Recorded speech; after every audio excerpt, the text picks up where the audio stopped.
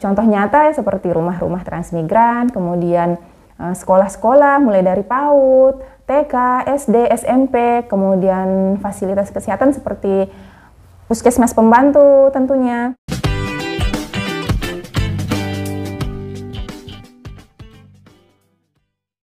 Assalamualaikum, welcome back to my YouTube channel. Kembali lagi bersama Nazma di sini di channel Nazma Hairina di part kedua penjelasan tentang program transmigrasi dan tujuannya. Tapi sebelum lanjut ke videonya, jangan lupa dukung terus perkembangan channel ini dengan cara subscribe, like, dan komen, serta share ke seluruh sosial media kalian. Bagi yang belum ya, dan yang udah nonton dan sudah subscribe, like, dan komen, Nazma ucapkan terima kasih karena sudah setia stay tune di channel Nazma. Oke, tanpa berlama-lama lagi, kita langsung saja ke videonya. Apa sih tujuan program transmigrasi itu? Sebetulnya semua program yang berasal dari pemerintah pada dasarnya memiliki tujuan yang baik. Dalam pelaksanaannya pasti memerlukan berbagai alasan yang logis dan mendasar. Biasanya alasan-alasan yang dimiliki pemerintah sebagai upaya untuk memperjuangkan kepentingan rakyat atau warga. Namun terkadang masyarakat menyalahartikan hal tersebut, maka dari itulah yang masih belum lurus kita luruskan agar nantinya tidak menimbulkan permasalahan di belakang. Demikian halnya dengan pelaksanaan program transmigrasi. Pasti mempunyai tujuan yang khusus dibalik dengan pelaksanaan program tersebut.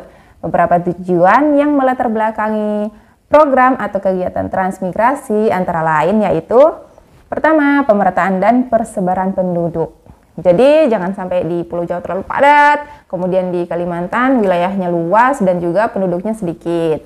Tapi saya rasa untuk beberapa tahun ke depan, karena Kalimantan Timur adalah lokasi tempat IKN kita yang baru, jadi mungkin nanti penduduknya akan terus bertambah gitu ya. Kemudian yang kedua, peningkatan taraf hidup para transmigran di daerah transmigrasi.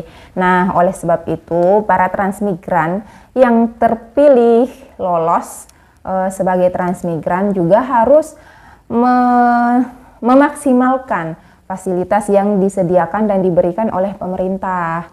Jadi karena ada lahan yang diberikan, kemudian jaminan hidup selama setahun, juga alat-alat pertanian. Nah, itu kan adalah fasilitas yang diberikan oleh pemerintah yang sangat memadai ya. Jadi bagi transmigran juga harus memaksimalkan, harus totalitas untuk dalam menggarap lahan yang diberikan.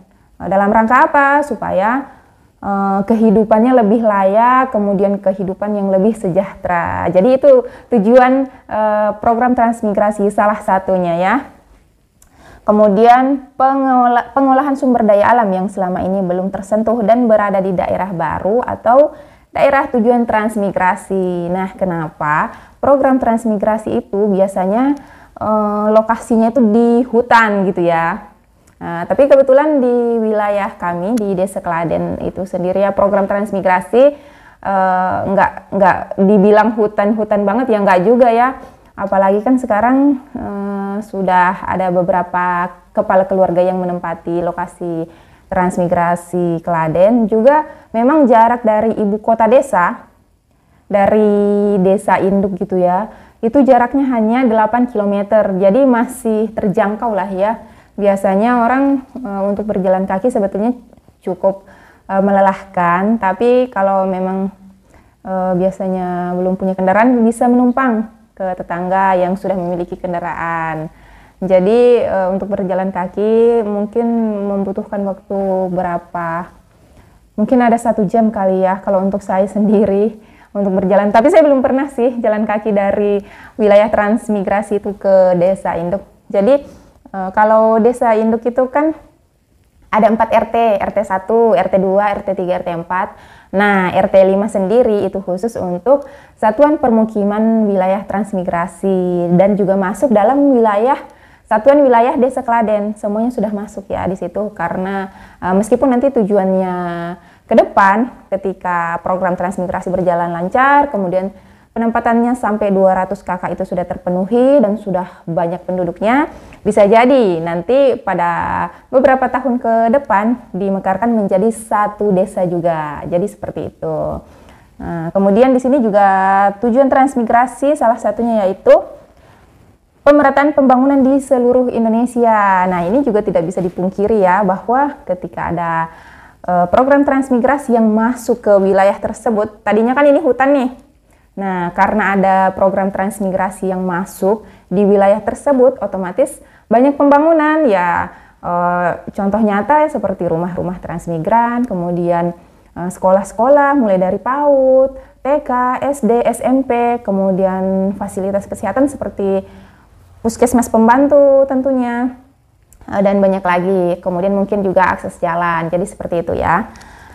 Selanjutnya tujuan transmigrasi yaitu peningkatan persatuan dan kesatuan bangsa. Nah, ini juga nyata ya, karena baik itu dari suku, agama, ras. Jadi ketika program transmigrasi ini dilakukan, maka tentunya di dalamnya itu akan bergabung dari warga lokal dan juga atau warga setempat, bergabung dari warga dari luar Pulau Kalimantan, misalnya Jawa atau Bali, atau dari pulau yang lain lah yang ada di Indonesia yang penduduknya padat dipindahkan ke Kalimantan. Jadi seperti itu. Kemudian yang terakhir yaitu peningkatan pertahanan dan keamanan nasional.